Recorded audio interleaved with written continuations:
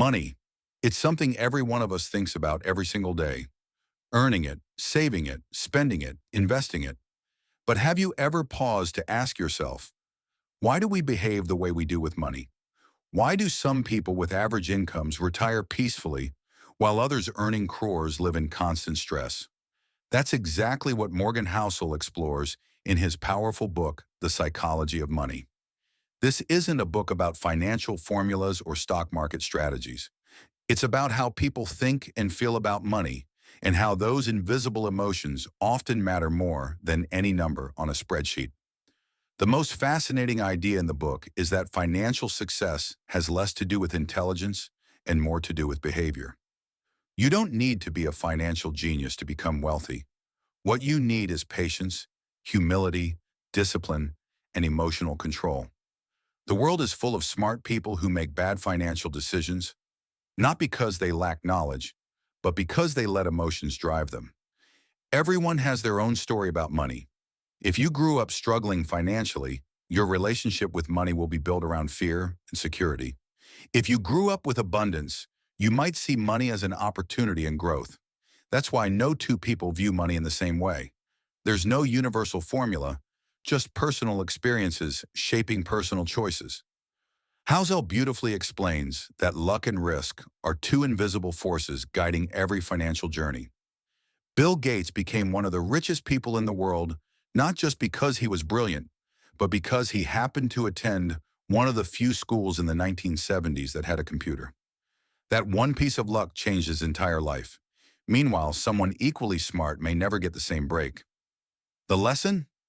Don't worship success blindly or judge failure too harshly. In life and in money, luck and risk are always intertwined. Another timeless lesson from this book is the idea of enough. We live in a world that constantly pushes us to want more. More money, more fame, more status. But when is enough actually enough? Housel warns that endless greed is a game you can never win. When the goalpost keeps moving, you'll never feel satisfied. The richest people in the world often chase what they already have. More. True peace comes when you define your enough and stop running in circles. Then comes one of the most beautiful ideas, the power of compounding. Compounding isn't just a mathematical formula. It's a life philosophy. Wealth doesn't grow through big leaps, but through small, consistent steps over long periods of time. Warren Buffett didn't become a billionaire because of one smart investment. He became rich because he invested early and stayed invested for decades. Time did the magic.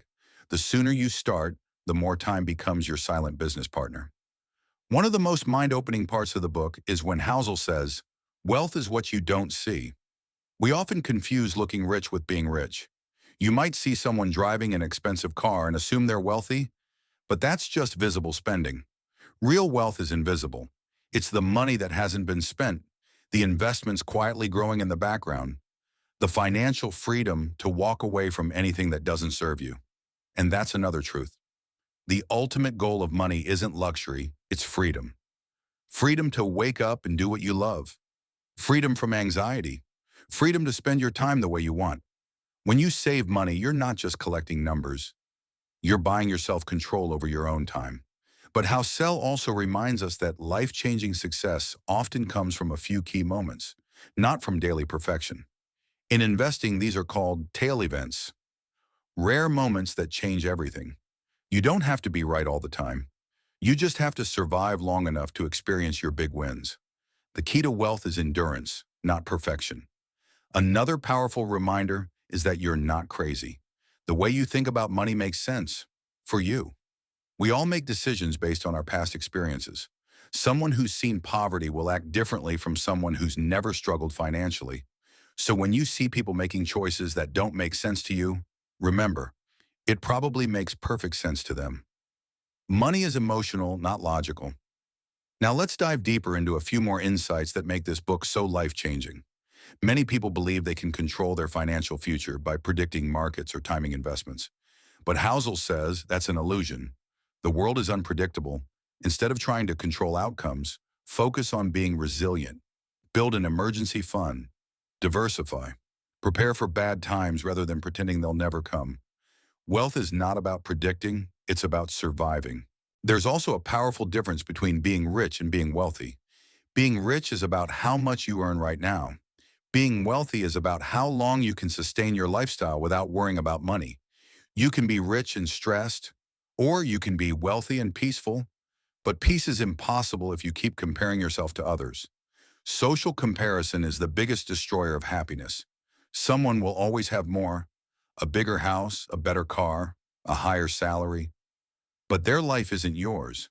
If you chase their version of success, you'll lose sight of your own. The happiest people don't have the most. They just know what's enough for them. Another key lesson: save money even if you don't have a goal. Most people save for a reason: a vacation, a house, or a wedding.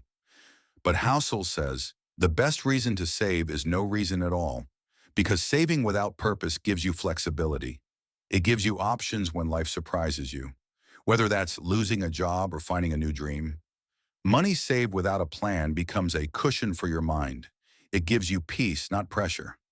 Ego, too, is a silent killer of wealth. When your financial choices become about impressing others, you lose. People buy expensive things to show success, but often end up trapped in debt and stress.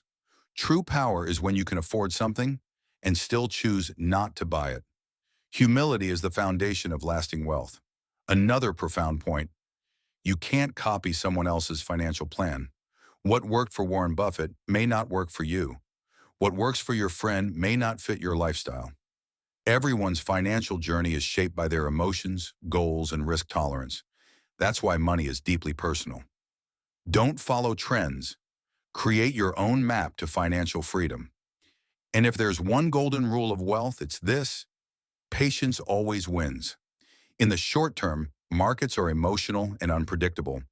But in the long term, patience beats intelligence. The people who stay calm, consistent, and disciplined when others panic are the ones who grow the most. Money can't fix emotional problems. It doesn't buy self-control or peace of mind. If you're insecure, jealous, or fearful, more money won't fix that. It'll only magnify it. Financial success begins with emotional maturity. Finally, Housel ends with the most liberating truth of all: the highest form of wealth is freedom. The ability to wake up every day and say, I can do whatever I want today. That's what money is truly for. Not to show off, not to dominate, but to give you the quiet confidence that you're in control of your life. So when you think about money, don't just ask, how can I earn more? Ask, how can I make peace with it? Because in the end, the psychology of money isn't about becoming rich. It's about becoming free. If this video helped shift your mindset about money and wealth, make sure to like, subscribe, and share it with someone who needs to hear this today. Let me know in the comments, what's your biggest takeaway from the psychology of money? Until next time, stay wise, stay humble, and remember, mastering your mind is the first step to mastering your money.